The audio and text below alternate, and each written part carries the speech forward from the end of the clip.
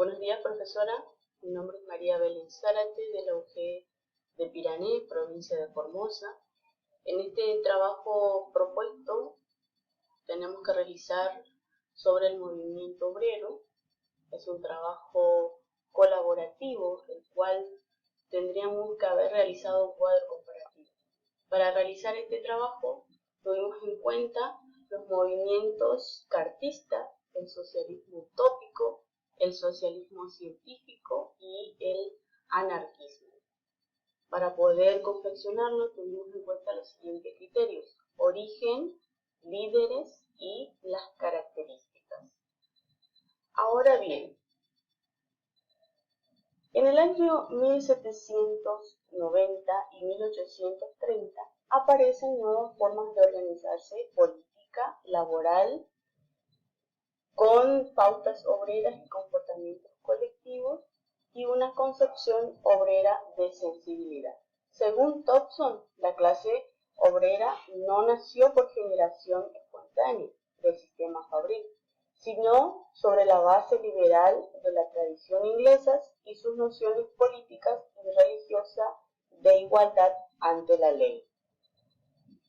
Bien, el movimiento cartista justamente tiene sus orígenes en el Reino Unido entre los años 1836 y 1848. Se dice que en la década de 1830 las condiciones miserables de vida de los sectores importantes de la clase obrera desvían a las acciones obreras de las reivindicaciones laborales del sindicalismo para apoyar objetivos políticos. Hasta aquel momento eran minoritarios. En el año 31, los dirigentes argumentaban que la clase obrera produce toda la riqueza del país, gozando de una parte ínfima. El cartismo nace de la decepción de las masas obreras. Se dice que el movimiento cartista fue el primer movimiento político de la clase obrera.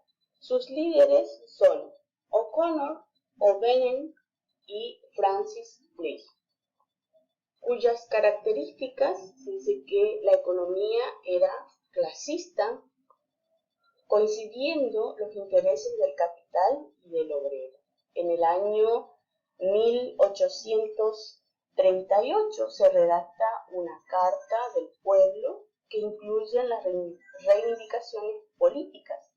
Por ejemplo, el sufragio universal masculino, la renovación anual del Parlamento, el escrutinio secreto, la inmunidad parlamentaria, las circunscripciones electorales iguales. Al movimiento se suma una tendencia de motines y huelgas de carácter violento. En el año 48, los líderes, viendo que se reducía el número de seguidores, radicalizan su doctrina. Bien, ahora para el socialismo científico, que justamente tiene sus orígenes en Inglaterra a fines del siglo XVIII y luego se extiende por toda Europa. Sus líderes son Carlos Marx y Federico Engels. En respuesta al socialismo utópico, Carlos Marx y Federico Engels proponen métodos científicos para llegar al comunismo. Las características que proponen son los métodos científicos para llegar al comunismo. Criticaban a los utópicos por su incapacidad para trasladar a la práctica sus ideas y el papel contemplativo que le dan a la clase obrera. Para ello tuvieron dos bases: el materialismo histórico y el materialismo dialéctico. Para Marx, el sujeto de la historia es el hombre concreto, en su mundo social y económico. Toda la llamada historia universal no es otra cosa que la producción del hombre por el trabajo humano.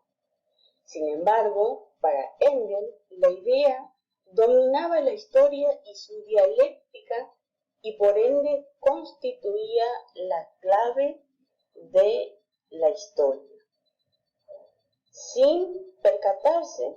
trataba de una dialéctica real.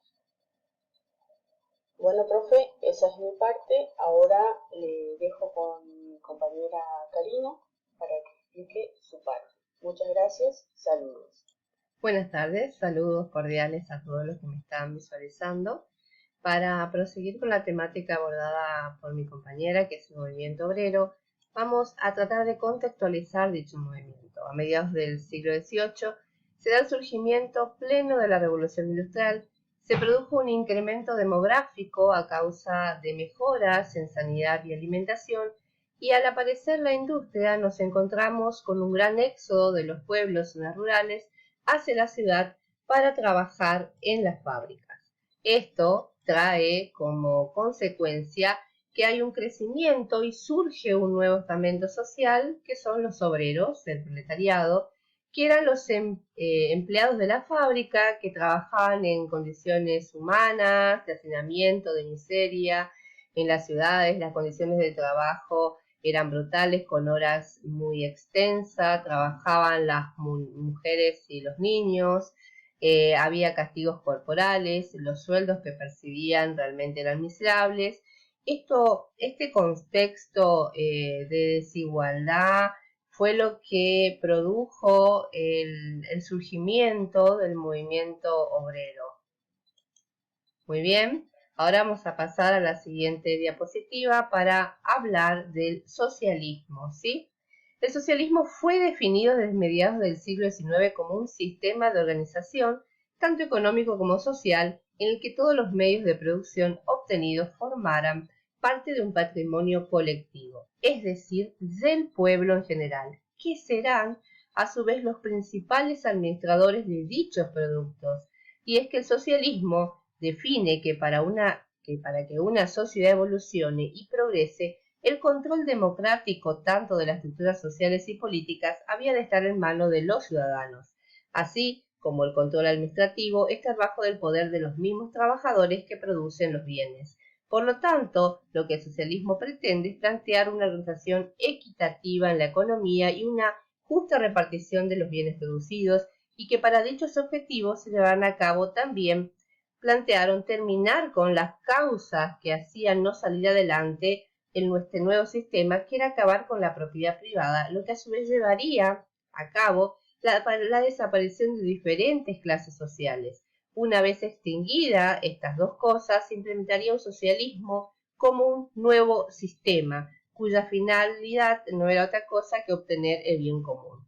En cuanto a las características del socialismo, las características que definen el socialismo como movimiento político son las siguientes: la preocupación por la pobreza, el análisis de las clases sociales, el igualitarismo, la propiedad comunitaria de los medios de producción, la soberanía popular, la introducción del individuo a la sociedad, la creatividad humana y cooperación, la idealización del trabajo como tarea no alineada, la libertad como plenitud y el internacionalismo.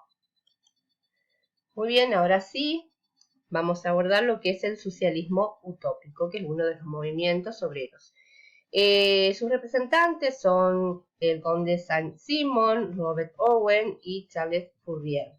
En cuanto al socialismo utópico, tenían objetivos, pretendían rechazar el progreso industrial para volver en cierta medida al mundo rural y al sistema de producción artesanal. Creían que era mucho más racional trabajar de esta manera, sin las fábricas, para que la gente pudiera vivir en mejores condiciones. También criticaban a la propiedad privada, pues se da cuenta de que solo una minoría son las que disfrutan de estos beneficios, como los grandes terratenientes, los grandes burgueses, el poder político y económico. Por eso querían abolir la propiedad privada. También hace mucho énfasis en la educación, ya que pensaban que educando al pueblo era el único camino para que éste tomara conciencia y autonomía. En cuanto a la anarquía, que es otro de los movimientos, vamos a hablar que es un movimiento obrero que se promulga un cambio en la mentalidad y que el sistema capitalista no devore al proletariado. Planteaban una oposición frontal al Estado, no creían en él y querían llegar a la abolición de dicho Estado. Rechazaban al gobierno y a todo tipo de autoridad, ya que ellos creían que este era un sistema capitalista el que permitía que hubiera esta opresión tan feroz, esta desigualdad de la burguesía contra el proletariado. Aquí tenemos un poquito más de información. Para posibilitar la destrucción del Estado, utilizaban como mecanismo la huelga general, porque al parar la producción del sistema capitalista de esta forma se iba a derribar. También pretendían la abolición de la propiedad privada y de la herencia e hicieron mucho hincapié en la educación para que cada persona individualmente pudiera reflexionar y pensar cómo vivir. Muy bien, vamos a pasar por último a esta última diapositiva con el fin más que nada de despedirnos, ¿sí? Somos de la UG de Piranés Formosa, los alumnas Karina González y Zárate de María. Hemos tratado brevemente los movimientos obreros y así que nos despedimos con un saludo cordial para